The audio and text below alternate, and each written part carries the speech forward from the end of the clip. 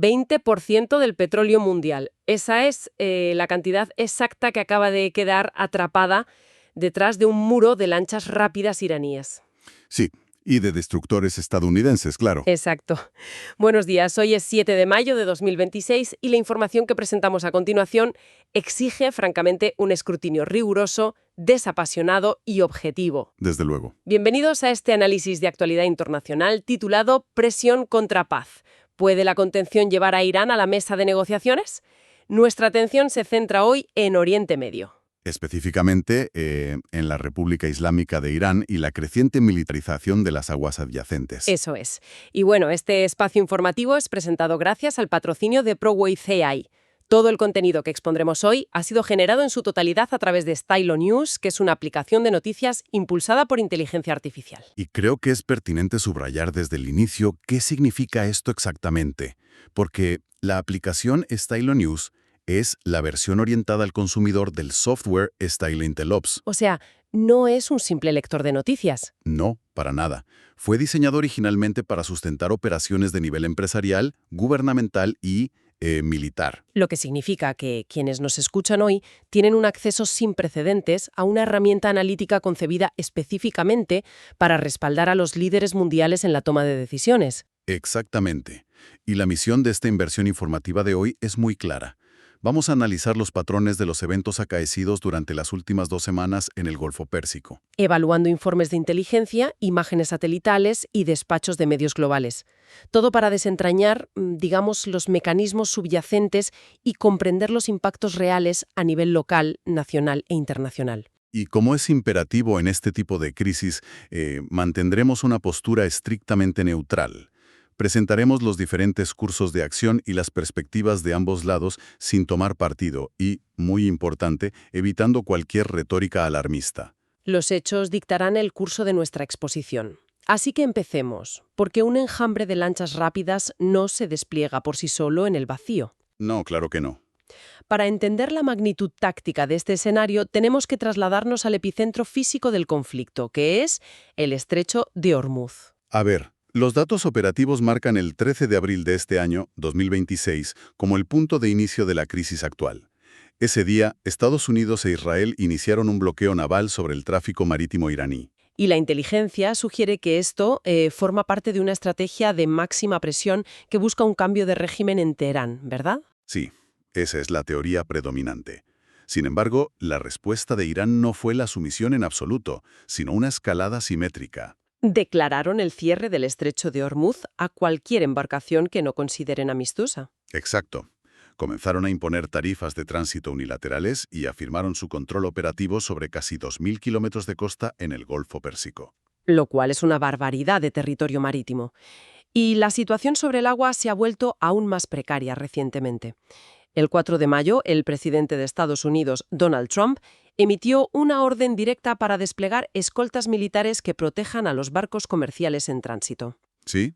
Y ante esto, la Armada de la Guardia Revolucionaria Islámica, la IRGG por sus siglas en inglés, ha amenazado con utilizar tácticas sorpresa. Llegaron a prometer convertir el estrecho en una, cito textualmente, fosa común para los buques de guerra estadounidenses. Palabras mayores, desde luego. Totalmente. Pero aquí es donde debemos detenernos un momento en la mecánica militar. Porque frente a los acorazados, los destructores y la tecnología Aegis de Estados Unidos, Irán opone su famosa flota de mosquitos. Que básicamente son lanchas rápidas y mini submarinos. Claro, lanchas rápidas.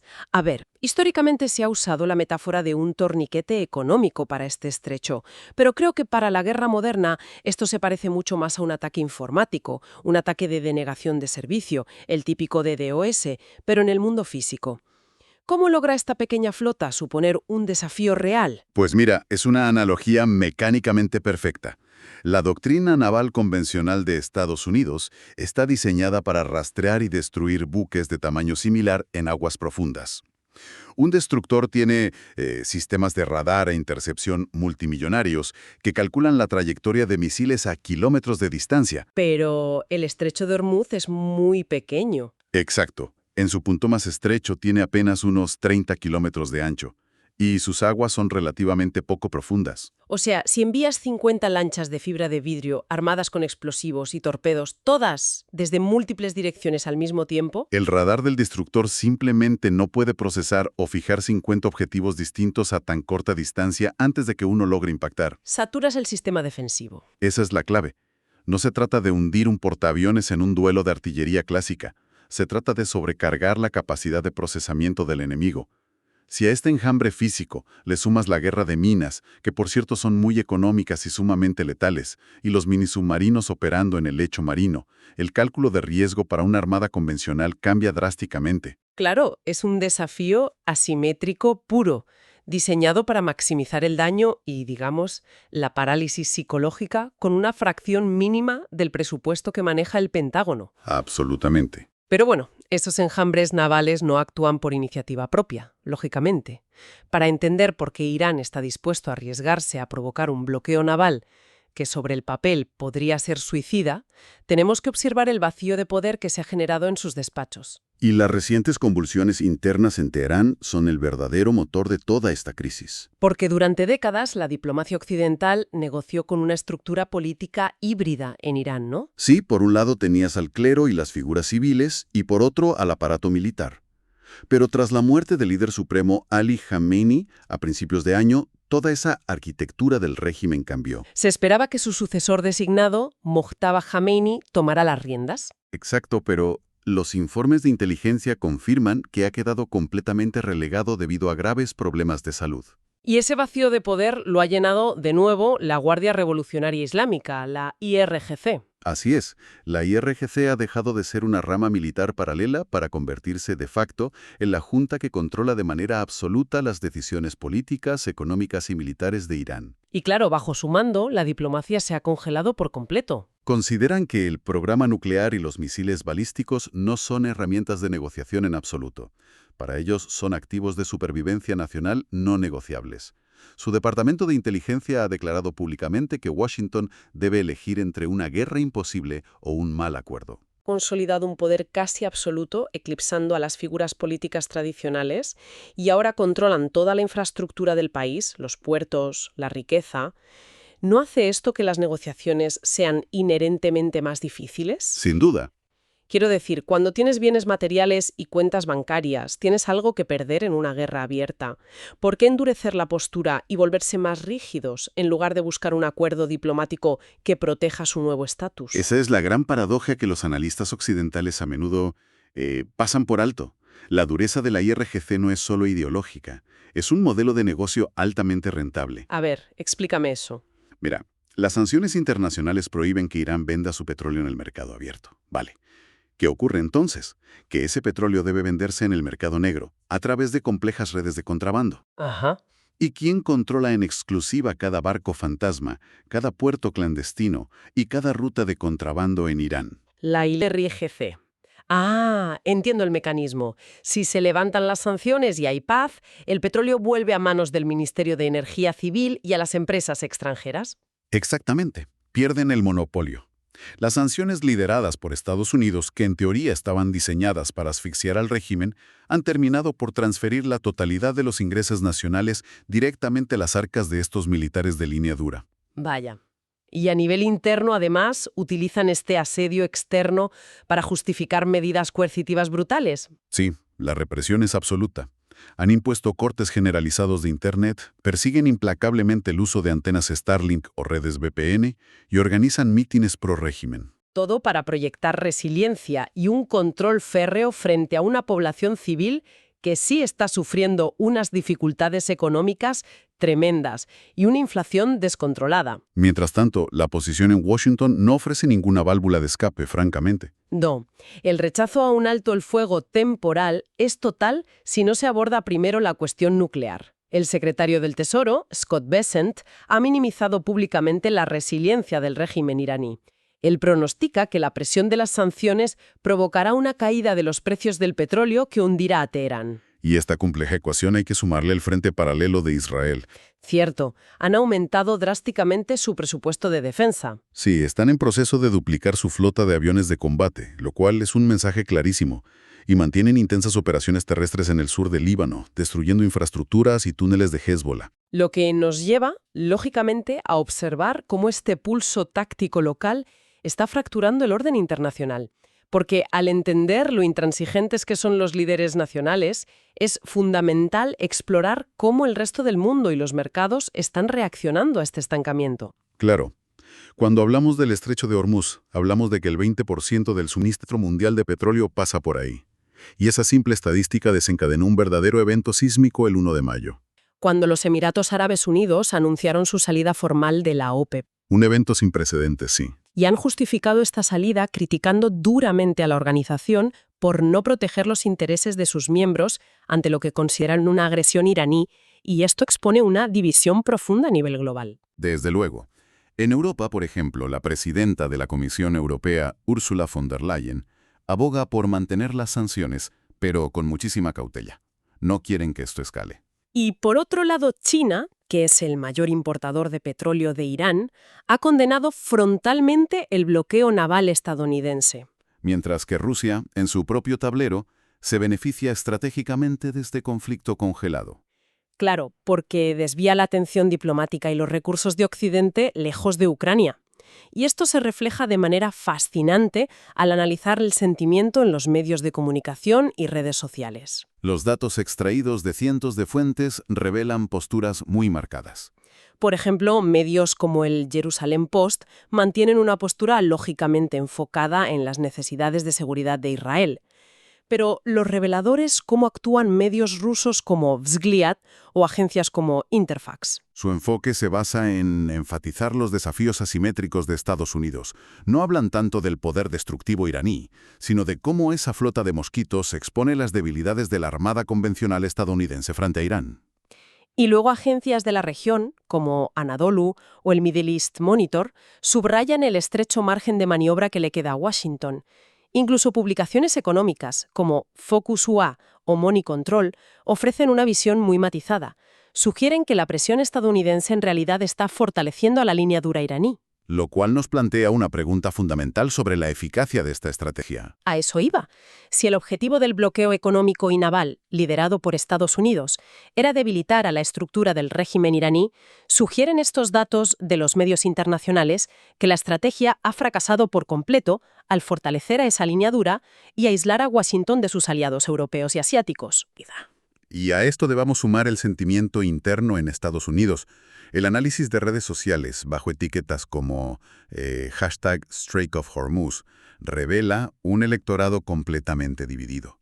Por un lado, una base que apoya una línea dura y exige no ceder ante Teherán. Y por otro, una ansiedad pública generalizada y muy palpable sobre la inflación y el aumento de los precios de la energía en el país. Así que, basado en este estancamiento internacional y económico, tenemos que centrarnos en cuáles son los escenarios futuros y los cursos de acción más probables a corto plazo. A ver, la inteligencia recopilada indica algo muy claro. A pesar de toda la retórica agresiva que estamos viendo, un ataque directo y a gran escala entre estados es altamente improbable. A menos que haya una provocación drástica o un error de cálculo masivo. Exacto. La postura central de Irán es de disuasión y de preservación de opciones. Su respuesta más probable ante la presión continua será asimétrica. O sea, el uso de representantes, los famosos proxies. Sí, veremos actividad a través de Hezbollah y las milicias iraquíes, sin duda. También es muy probable un aumento de las operaciones cibernéticas y desde luego mantendrán el acoso naval localizado. Sin embargo, hay esfuerzos diplomáticos en marcha. Sabemos que Pakistán e India, a través del ministro de Asuntos Exteriores, S. Jaishankar, continúan mediando activamente para lograr un alto el fuego. Y en Washington, el Congreso de Estados Unidos debe revisar de forma inminente los límites de autoridad militar presidencial que acaban de expirar, lo cual añade presión política interna. Para quienes nos escuchan, tenemos algunos indicadores operativos específicos que recomendaríamos vigilar de cerca en los próximos días. Sí, presten especial atención a los informes de imágenes satelitales sobre el puerto de Bandar Abbas. También a cualquier posible dispersión repentina de lanchas rápidas en la base de la isla de Keshm. Y por supuesto, a las operaciones de exportación en la isla de Hark. Eso nos dirá mucho sobre el estado real de sus exportaciones. Ahora bien, dadas estas posturas aparentemente inamovibles sobre el programa nuclear y las sanciones, ¿Qué formato podría tener un acuerdo de compromiso? O sea, ¿cómo se logra una desescalada temporal que evite la guerra abierta en este punto? Bueno, en el ámbito diplomático a esto se le llama a menudo un congelamiento por congelamiento, o una pausa táctica. Nadie renuncia formalmente a sus posiciones máximas. Nadie firma la paz definitiva, vaya. Exacto, pero ambas partes dan un paso atrás operativo. Por ejemplo, Estados Unidos podría flexibilizar silenciosamente la aplicación de ciertas sanciones para permitir que Irán acceda a fondos congelados, estrictamente para bienes humanitarios. Y a cambio, la IRGC reduciría el nivel de alerta de su flota de mosquitos y frenaría el hostigamiento a los buques comerciales en el estrecho, es decir, un alivio mutuo de la presión sin un tratado formal. Eso es, ganar tiempo. Bueno, con esta proyección damos por concluida la disección formal de los datos de hoy. Ahora, para que nuestra audiencia entienda cómo hemos procesado el abrumador volumen de información global que sustenta este informe, debemos detallar brevemente qué es Stylo News. Sí, es importante. Stylo News es una aplicación web y móvil de muy fácil acceso que permite a los usuarios personalizar sus propios boletines de inteligencia. La plataforma utiliza inteligencia artificial avanzada, modelos LangChain y lo que se conoce como búsqueda vectorial. Y esto es fascinante porque le permite ingerir, traducir y analizar más de 250 fuentes de noticias tradicionales. Y no solo noticias tradicionales, también publicaciones en tiempo real de X, lo que antes era Twitter. Todo esto en más de 20 idiomas distintos, cruzando datos para entregar respuestas precisas, imparciales y referenciadas en menos de 60 segundos. Es una capacidad analítica tremenda en la palma de la mano. Por ello invitamos a nuestra audiencia a suscribirse en www.estilonews.com para obtener estas noticias a demanda impulsadas por IA. ¿Merece la pena probarlo? Y bueno, dejando ya de lado la rigidez y la corbata del presentador de los años 60, ha sido un verdadero placer compartir esta charla. Queremos dar las gracias a quienes nos escuchan por acompañarnos en este análisis detallado de la actualidad. Sí, muchísimas gracias. Siempre es un gusto desgranar estos temas tan complejos y ver cómo conectan. Totalmente. Les animamos a solicitar temas para futuros análisis a fondo. Nos encanta leer sus sugerencias y, por supuesto, a seguir a Stylo News en sus redes sociales favoritas. Pero antes de irnos, queremos dejar a la audiencia con una reflexión nueva para que le den vueltas por su cuenta. A ver qué nos dejas hoy. Con la histórica salida de los Emiratos Árabes Unidos, de la OPEP y un estrecho de Hormuz que cada vez está más militarizado, estamos presenciando, en tiempo real, el fin permanente del mercado globalizado del petróleo, tal y como lo hemos conocido durante el último medio siglo. Vaya pregunta. ¿Da para pensar? Ahí lo dejamos. Gracias de nuevo por sintonizarnos y hasta la próxima inmersión.